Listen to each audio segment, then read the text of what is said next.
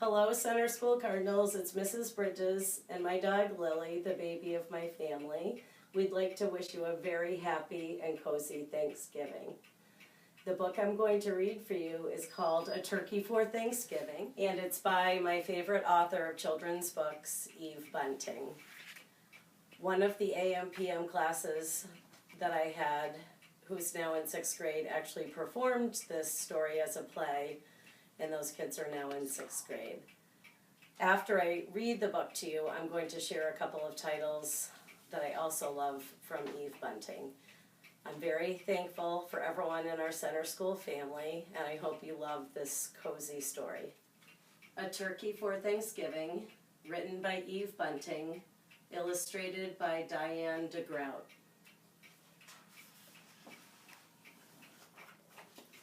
A Turkey for Thanksgiving.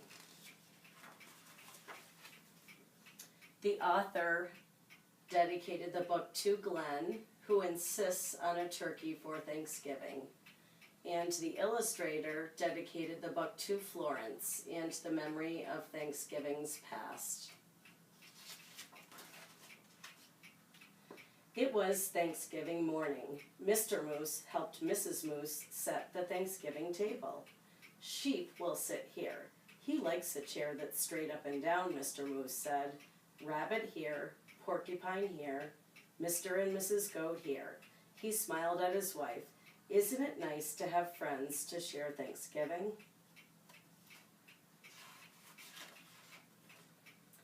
Mrs. Moose set 2 paper pilgrims, one at each end of the table. She placed the paper turkey with its great fan of a tail between the candles and stood back. They look good, my dear, Mr. Moose said. Mrs. Moose sighed. Yes, but I wish we had a real turkey. Everyone has a turkey for Thanksgiving. Everyone but us. Mr. Moose nuzzled Mrs. Moose's head. Well, that won't do. I will go this minute and find you a turkey for Thanksgiving.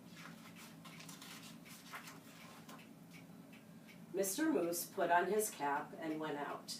Mist wandered through the bare trees. The cold made his nose water. Rabbit poked his head from his rabbit hole. Mr. Moose, is it dinner time?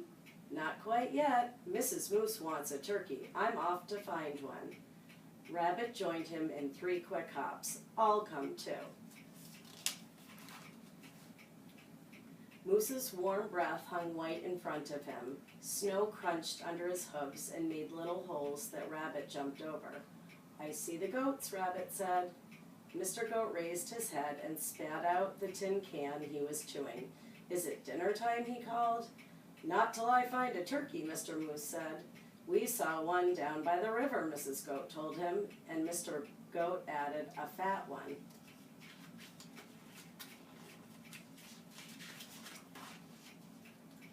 The goats leaped down from their perch. We'll show you. Sheep was farther up the hillside, looking round as a furball in his winter coat. Is it dinner time, he bellowed. First, I have to find a turkey, Mr. Moose bellowed back. There's a turkey nest on the riverbank, Sheep called. Wait for me. The earth smelled of ice and moss as they crunched along. Above them, a crow hung, black as a puff of wood smoke. Porcupine was hiding in the underbrush. It's you, he said, and put his quills down. We're off to get a turkey for Mrs. Moose, Mr. Moose explained. Do you want to come? I'm slow, Porcupine said. Pick me up on your way back. Who'd want to pick you up, Sheep asked, and laughed his bleat of a laugh. I'll wait, Porcupine told Mr. Moose. They saw Turkey's nest right away, and Turkey himself peering over the top of it. Turkey, Turkey, Mr. Moose called in his sweetest voice. Ugh, Turkey blundered from his nest and ran. Mr. Moose lumbered after him. Turkey, don't run. We just want you for Thanksgiving dinner. Turkey ran faster. And his signs say, do not disturb. Come back after Thanksgiving. No turkey here. Mr. Moose saw the red and blue sheen of Turkey's neck. Turkey's tail brushed crumbs of snow behind him as he tried to fly. Too fat, Mr. Goat said. Turkey's legs bent in the middle as he fell. Mr. Moose put a booted hoof on his head and smiled his great toothy smile. I hope you don't have other plans for Thanksgiving, Turkey. He helped Turkey up. My wife won't mind that you're too fat, he said. Let's go. It's getting close to dinner time.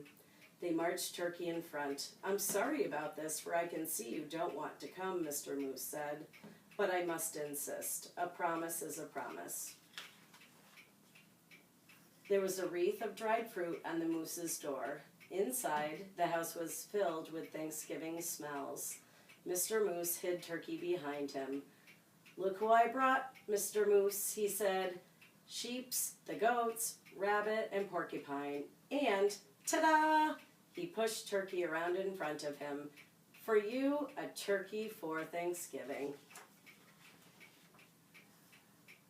Mrs. Moose clapped her hooves. I'm so happy to have you, Turkey. Thank you, Mr. Moose. Now everything's perfect. Shall we sit? Sheep asked, heading for the straight up and down chair. Let's, Mrs. Moose pointed. Rabbit here, porcupine here, Mr. and Mrs. Goat here, and look, I brought a chair from the other room in hopes of a turkey. A chair? Turkey stammered. Right next to me, Mrs. Moose said. Light the candles, Mr. Moose. There were bowls of acorns and alfalfa sprouts, dried since summer. There was willow bark and cured grasses and wild parsley. There were pressed leaves, thin and pale as new ice on a pond. I hope you find something here to your liking, Mr. Turkey, Mrs. Moose said. I wasn't sure of your taste. You are so kind to worry about my taste, Turkey said. I thought you'd be worrying about how I'd taste. Heavens, no, Mr. Moose smiled, his big tooth smile, and filled everyone's cup with cold spring water. It's so nice to have friends around the table at Thanksgiving. Turkey's waddles wobbled. It's even nicer to be at your table and not on it, he said. Happy Thanksgiving, everybody. Happy Thanksgiving, Turkey. The end. I'd like to also show you a couple of titles that I love to share in my kindergarten classroom every year. I love the Valentine Bears, Our Library, Jin Woo might be one of my all-time favorite books, A Picnic in October, and The Mother's Day Mice. So have a great time looking for books. Happy Thanksgiving, everyone.